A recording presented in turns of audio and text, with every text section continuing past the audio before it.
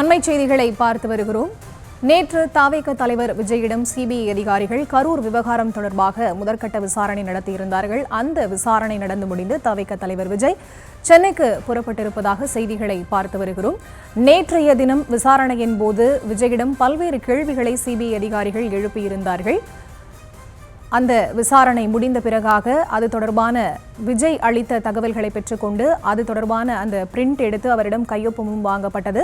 பிறகு அவர் நேற்று இரவு டெல்லியிலேயே இருக்கக்கூடிய ஒரு தனியார் ஹோட்டலில் தங்கியிருந்தார். இன்றைய தினமும் அவரிடம் விசாரணை நடைபெறும் என்று எதிர்பார்க்கப்பட்ட நிலையில் இன்றைய தினம் விசாரணை கிடையாது. பொங்கல் முடிந்த பிறகாகத்தான் தவேக தலைவர் விஜயிடம் விசாரணை நடைபெறும் என்ற தகவலும் வெளியாகியிருக்கிறது. இந்த நிலையில் தவேக தலைவர் விஜய் சென்னை புறப்பட்டிருப்பதாக அண்மை செய்திகளை பார்த்து வருகிறோம்.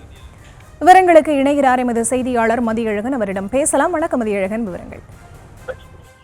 கரூர் பெருந்துயர சம்பவம் தொடர்பாக விசாரணைக்கு நேற்றைய தினம் சிபிஐ முன்பு தவேக தலைவர் விஜய் ஆஜராகி இருந்தார்.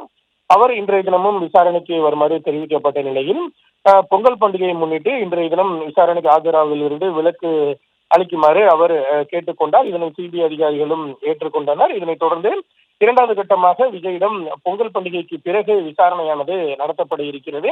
இந்த நிலையில் விஜய் தற்பொழுது சென்னைக்கு புறப்பட்டிருக்கிறார். டெல்லியில் இருக்கக்கூடிய மான்சிங் 5 நட்சத்திர ஹோட்டலில் தங்கியிருந்த விஜய் தற்பொழுது ஹோட்டலில் இருந்து விமான நிலையத்திற்கு புறப்பட்டிருக்கிறார். 10:30 மணி அளவில் விஜயினுடைய அந்த தனி விமானமானது டெல்லியில் இருந்து புறப்பட இருக்கிறது.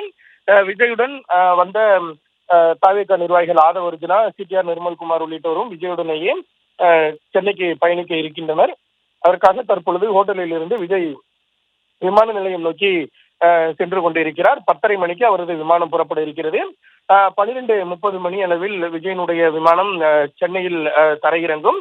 இதனைத் தொடர்ந்து சிடிஆர் நிர்மல்குமார் செய்தியாளர்களை சந்தித்து விஜயிடம் நடத்தப்பட்ட விசாரணை குறித்த தகவல்களை செய்தியாளர்களிடம் தெரிவிக்க இருக்கிறார்.